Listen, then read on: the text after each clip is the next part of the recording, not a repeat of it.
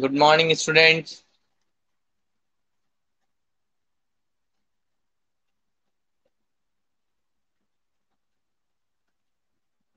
Very good.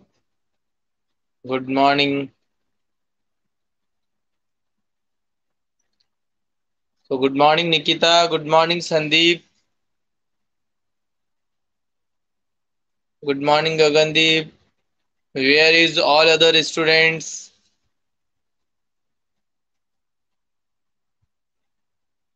Please hurry up. Join the meeting.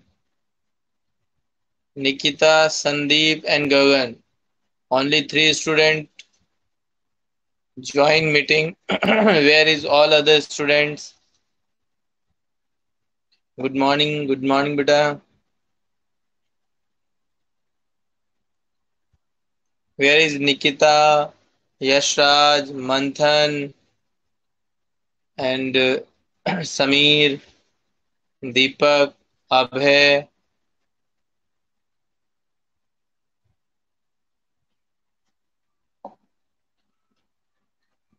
तो चलिए बेटा, कौन सा टॉपिक हमारा चल रहा था इकोनॉमिक्स के अंदर? मार्केट, शायद वो पढ़ रहे थे हम। Equilibrium, market equilibrium. Yes.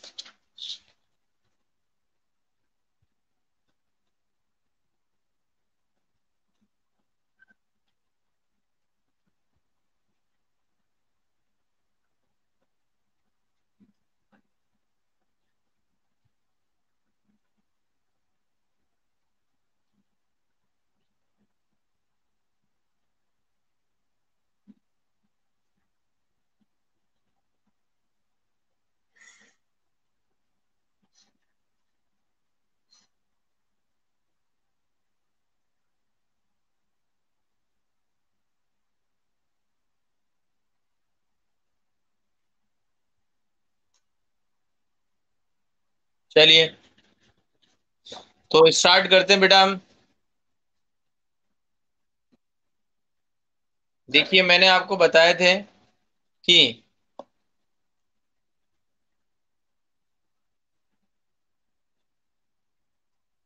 Okay okay, thank you. तो हम वन बाय वन हम आगे स्टडी करते हैं। यशराज, थोड़ा जल्दी आया करो। आगे भी अभी तक बच्चे नहीं आए हैं, तो अब देखते हैं वो कब तक आते हैं।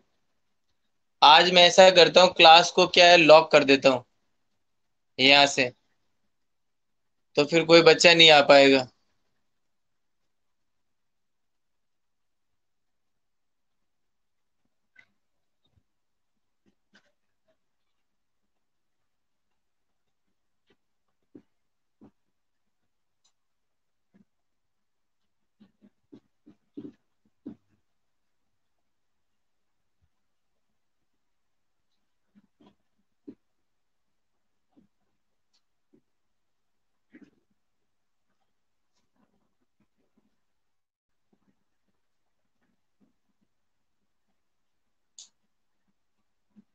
तो फिर थोड़ा जल्दी आया करो।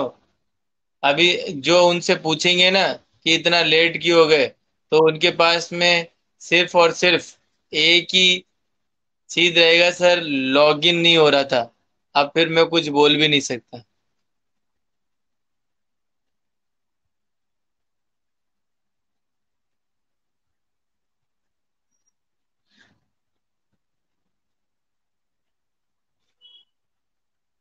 ये सबसे बड़ा ये यूनिवर्सल प्रॉब्लम है, और यूनिवर्सल आंसर भी है।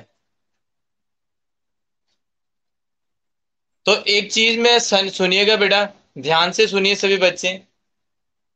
यहाँ पर मैंने, जैसे ये डायग्राम बना रहा हूं मैं, तो इस डायग्राम के अंदर क्या है?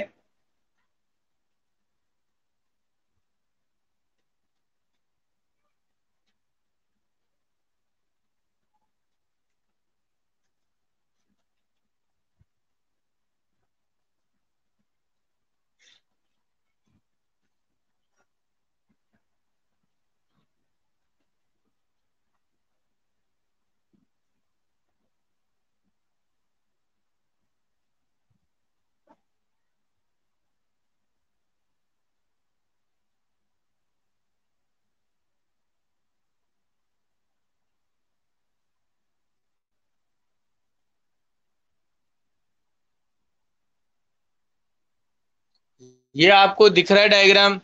प्राइस लिए मैंने 12, 10 और 8, 12, 10 और 8, और इधर से देखिए क्वांटिटी लिए 40, 50 और 60। तो सबसे पहले 10 की प्राइस थी, तो एक कंज्यूमर कितनी क्वांटिटी का कंजम्पशन कर रहा था? 50 यूनिट का। प्राइस यदि कम हुई तो कंजम्पशन ज्यादा यूनिट का करने लग गया, 60 का। लेकिन प्राइस यदि बढ़ गई 10 से 12, तो कंजम्पशन यूनिट कितना कम कर दिया उसने? 40 तक कर दिया। तो मतलब इससे प्राइस के साथ में हमने को रिलेट किया डिमांड को। तो डिमांड का और प्राइस का यहाँ पे कौन सा रिलेशनशिप एग्जिस्ट हो रहा है?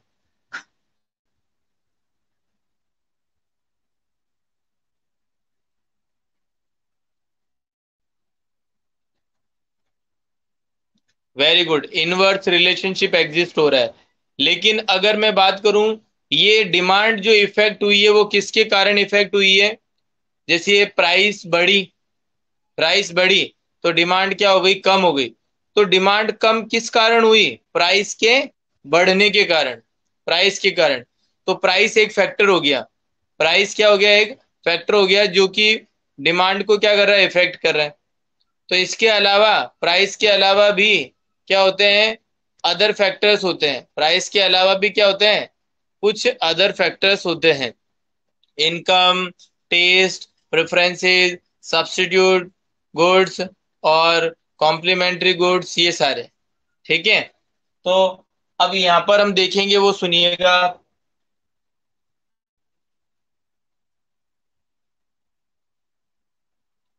यदि मैं यदि मैं इधर प्राइस ना लेके अदर जो फैक्टर लेता हूं, अदर फैक्टर में कोई भी ले लो, जैसे कि इनकम ले ली मैंने।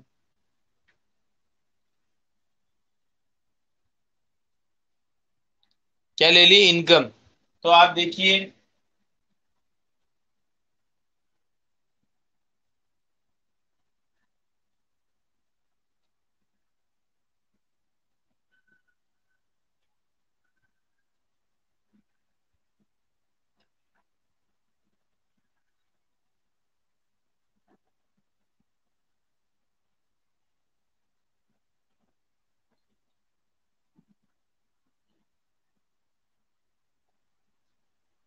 देखो, ये मैंने इनकम ले ली। एक इंडिविजुअल पर्सन की 10,000 की इनकम यदि हो तो क्या होगा? 12,000 की इनकम हो, 15,000 की इनकम हो, या 20,000 की, या 25,000 की, ये इनकम है। ये अगर इनकम हो तो क्या क्या होगा, ये हमको देखना है। तो अब यहाँ पर हम देखते हैं, ध्यान से सुनिए। देखिए, जब इनकम जब इनकम 15,000 रुपए की थी, या फिर 20,000 रुपए की मान लो।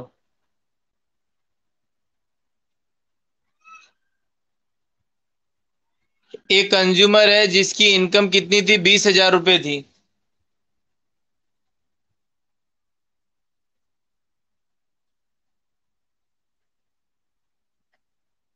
ठीक है। तो उस समय वो कितनी क्वांटिटी कंज्यूम करता था? 40। ठीक है। अब यदि मैं ये कहूं उसकी इनकम 20,000 से 25,000 हो जाती है, बढ़ जाती है। ठीक है ना? तो वो क्वांटिटी और ज्यादा कंजम्पशन करने लग जाएगा। तो मैंने माना,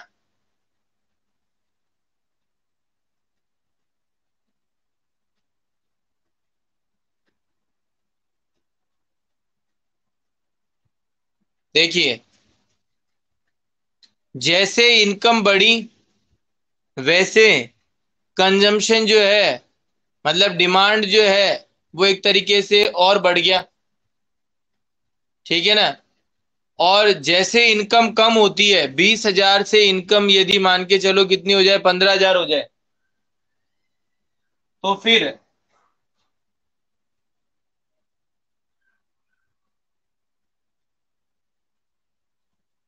तो फिर क्या हो जाएगी? डिमांड क्या हो जाएगी? मतलब कंजम्पशन कम हो जाएगा। तो यहां पर आपको समझ में आ रहा होगा, यहाँ पे प्राइस जब था पहले, तब तो इनवर्स रिलेशनशिप एग्जिस्ट था। लेकिन यहाँ पे प्राइस नहीं है, यहाँ पर क्या है? अदर अदर गुड्स है। क्या है? अदर गुड्स है। तो डिमांड कर्व तो आपको पता है ऐसे बनती है।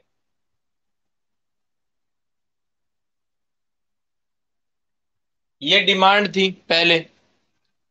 जब प्राइस जब प्राइस के जो भी इनकम बढ़ी तो डिमांड भी बढ़ गई। तो ये लो, ये डिमांड बढ़ गई। और जब इनकम कम हुई तो डिमांड भी कम हो गई।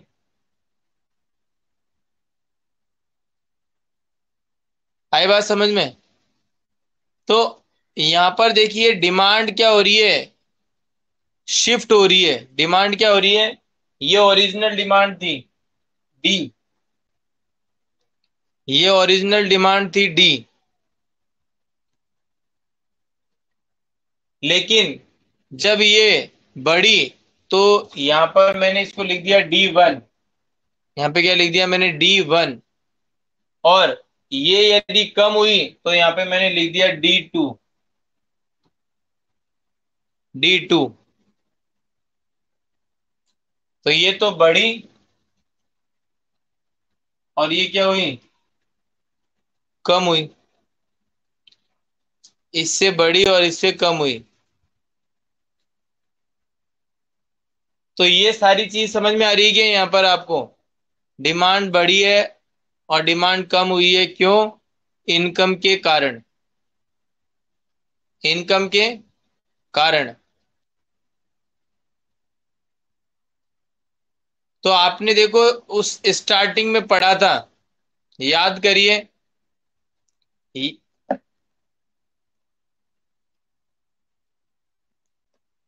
कि जब प्राइस के साथ में इसको कोरिलेट करेंगे, प्राइस के साथ में, तब तो है ना डिमांड की दूसरी लाइन ड्रॉ नहीं होगी, एक ही लाइन पर डिमांड क्या करेगी, मूव करेगी।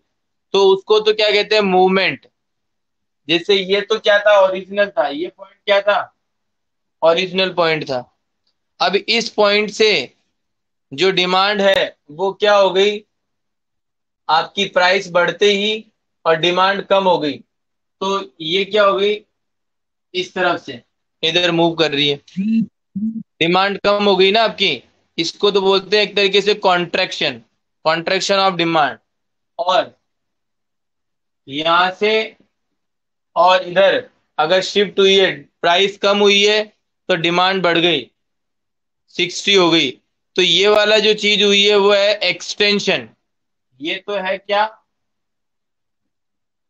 कॉन्ट्रैक्शन। और ये क्या है,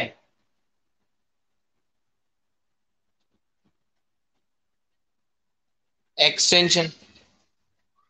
बोलो, ये वाली बात मैंने पहले भी आपको बताई थी। यस, गगन कह रही है बिल्कुल सर, याद है, आपने बताया था।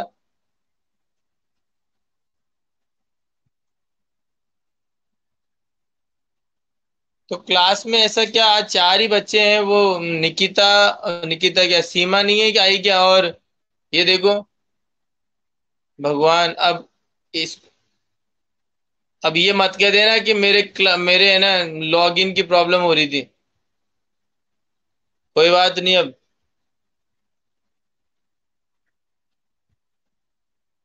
नाम लिया और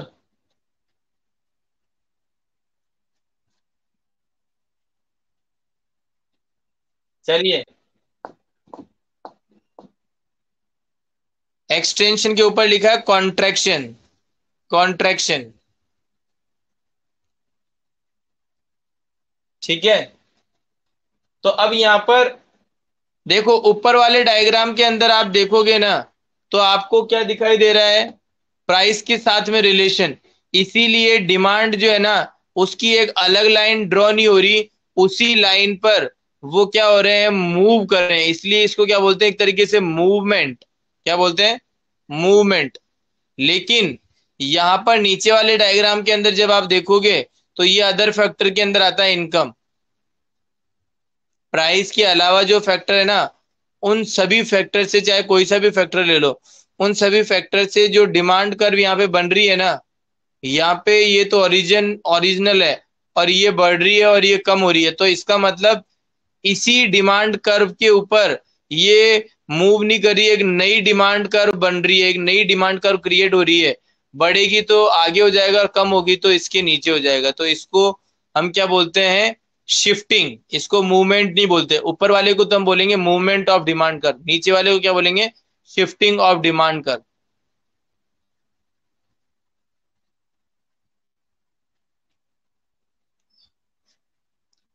बोलो समझ में आया क्या?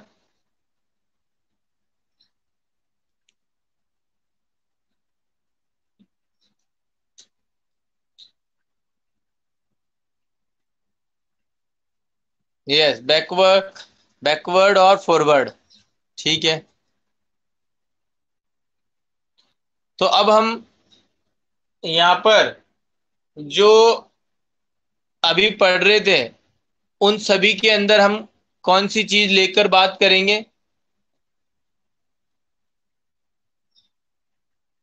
अदर फैक्टर्स की।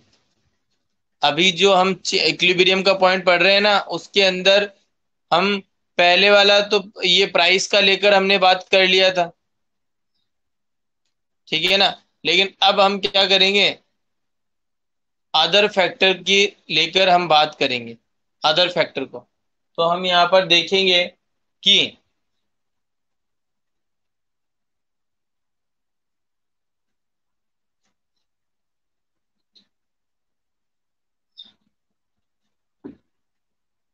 अब उसके अंदर सबसे पहला जो है ना, मैंने लिखवाया था शायद, I think, effect of change in demand, effect of change in demand and supply on equilibrium. तो उसके अंदर पहला पॉइंट लिखना स्टार्ट करो आप। पहला पॉइंट आप लिखना स्टार्ट करो। व्हेन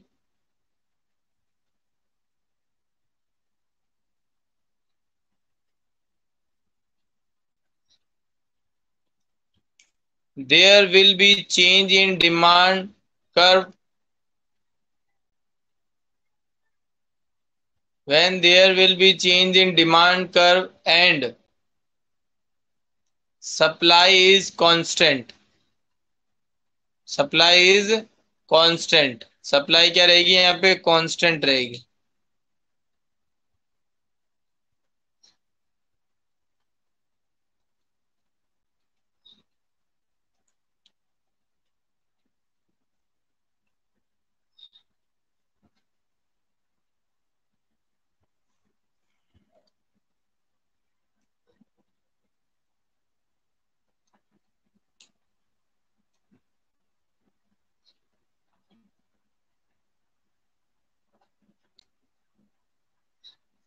सप्लाई क्या रहेगी, कांस्टेंट रहेगी। सप्लाई में कोई चेंज नहीं आएगा, बस केवल किस में चेंज आएगा, डिमांड में। सप्लाई जो थी वही रहेगी, डिमांड में चेंजेस आएंगे। ठीक है।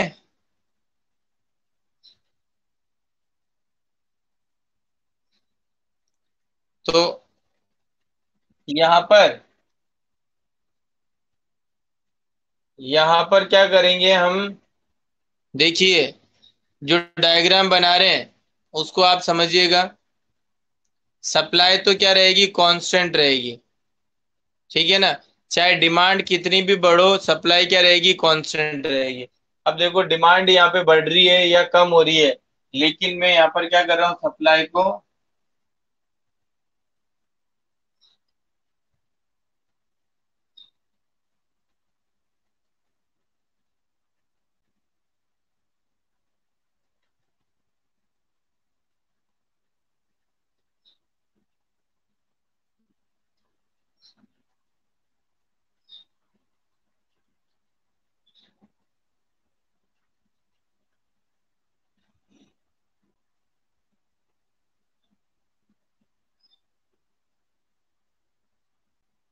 ये सप्लाई कर्व है और ये कौन सी कर्व है आपकी,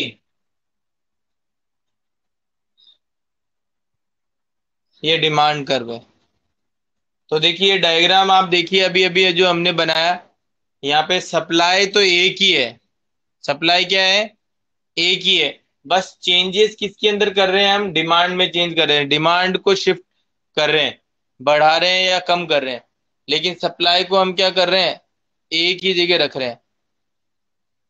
तो वन बाय वन पॉइंट लिख रहे हैं।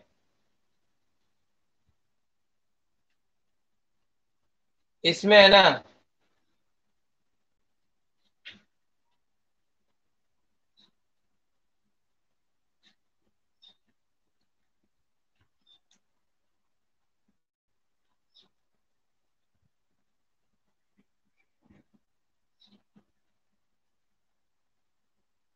पहला ये वाला डायग्राम बनाकर कर लो। कौन सा? इंक्रीज वाला।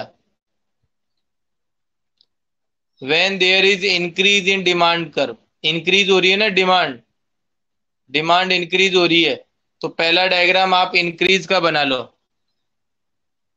फिर दूसरा डायग्राम हम डिक्रीज का बना लेंगे।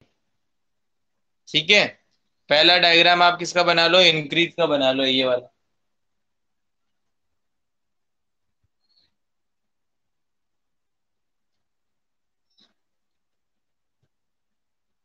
डी लिख देना, और शिफ्ट हो रही है ना जो नई बन रही है उसको D1 लिख देना।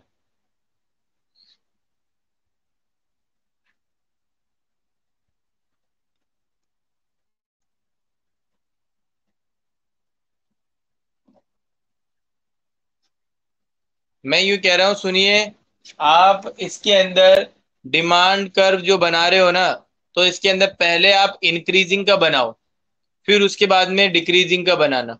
तो अभी इंक्रीजिंग का बनाएंगे तो केवल देखो, ये तो ओरिजिनल हो गया, तो उसको तो डी लिख देना, और इंक्रीज जो होगी, शिफ्ट जो होगी, उसको D1 लिख देना। तो पहले इंक्रीज का बना लो, पहले हेडिंग डाल लो, when there is increase in demand curve and supply is constant.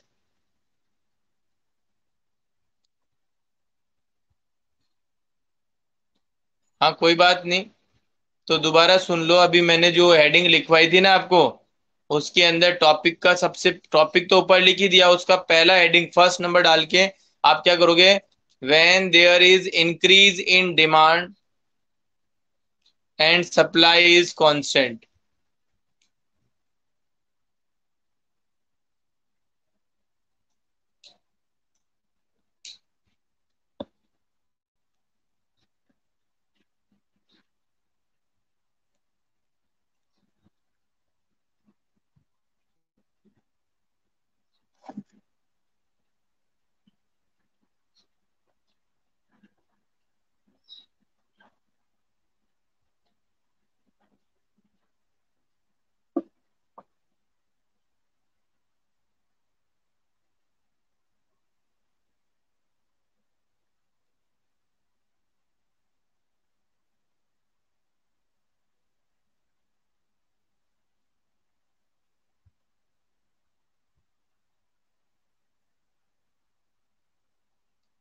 Is it clear? Clear है क्या सभी को ये जो मैंने डायग्राम बनाया?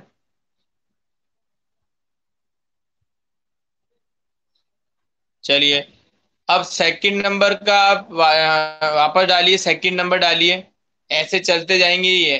सेकंड नंबर डालिए, when there is decrease in demand and supply is constant. तो उसके लिए क्या करोगे, यहाँ पर ये ओरिजिनल है,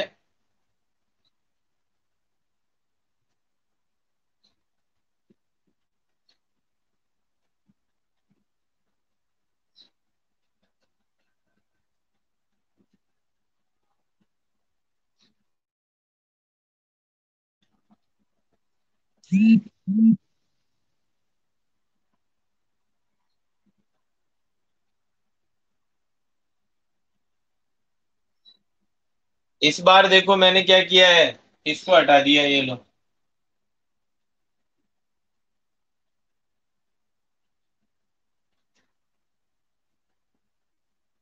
देखिए आप, यहाँ पर क्या किया है, डी तो ऊपर वाला था, और इसके नीचे मैंने D2 लिख दिया।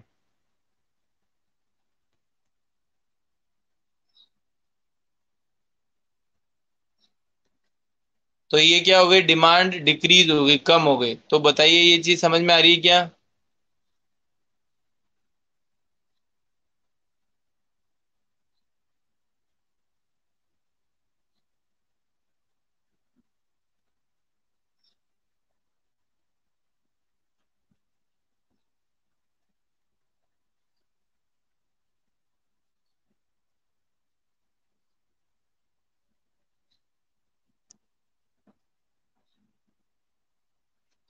चलिए, तो ये हमने सीखा, ये क्या है आपका?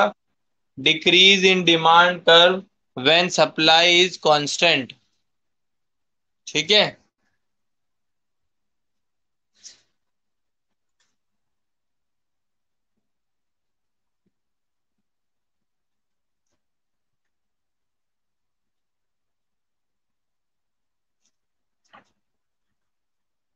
अब ये तो आपने समझ लिया कि ये होता है नॉर्मल वे के अंदर। लेकिन अब हम क्या कर रहे हैं कि थोड़ा सा ये देखेंगे कि प्राइस में जो चेंजेस आ रहा है, अभी यहाँ पे इक्वलेंट ये इनकम है एक तरीके से देखा जाए तो। ठीक है ना? ये क्या है? इनकम है। लेकिन अभी हम किससे कोरिलेट करेंगे अब? प्राइस के साथ। प्राइस के साथ यदि हम कोरिलेट करेंगे तो हम किस तरीके से इसका डायग्राम बनाएंगे वो भी हम सीखेंगे। ठीक है।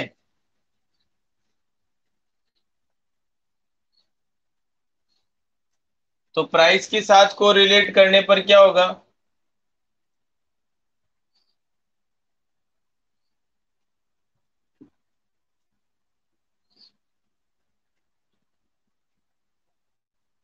प्राइस के साथ कोरिलेट करने पे क्या होगा? सेम यही होगा।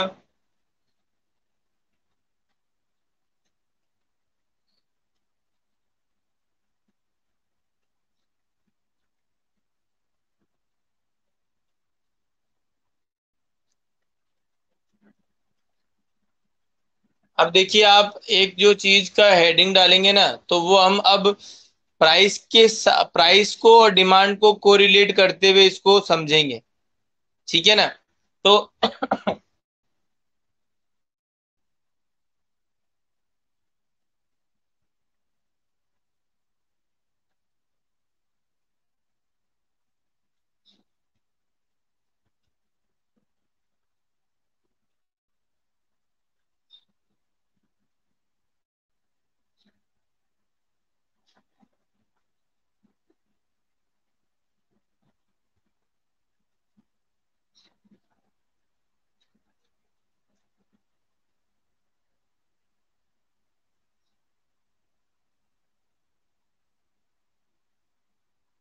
देखो, प्राइस है ये वाली तो, और ये क्या है? क्वांटिटी है। ये क्या है? प्राइस है। और ये क्या है? क्वांटिटी है। अब क्वांटिटी कितनी भी ले लो आप।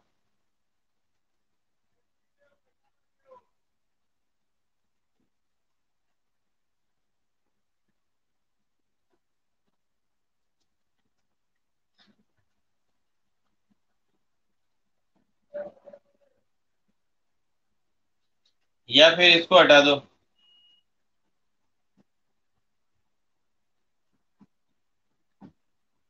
2 3 4 5 6 7, है ना? ये ले लिया हमने। 2 3 4 5 6 7।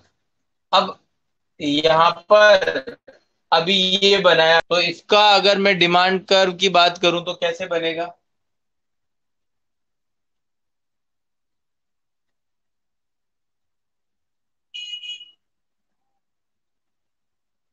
अब मैं देखिए,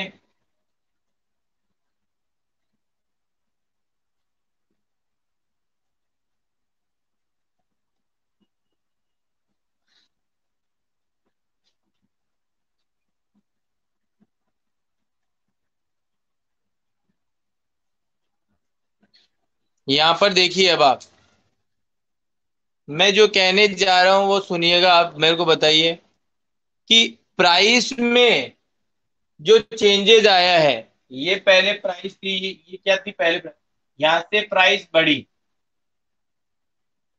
प्राइस बढ़ी तो डिमांड क्या हो गई? कम हो गई। तो यहाँ पर मुझे गैप जो है ना, गैप वो बताइए। प्राइस का जो गैप है और डिमांड का जो गैप है वो दोनों बराबर है क्या?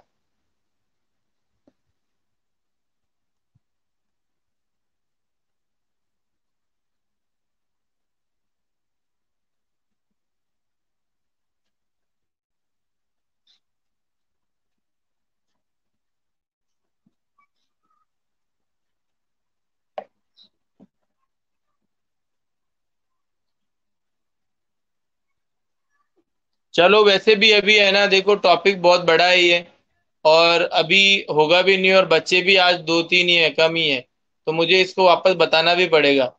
तो अभी टाइम भी हो गया है, तो इसको हम नेक्स्ट क्लास में कंटिन्यू करेंगे, ठीक है?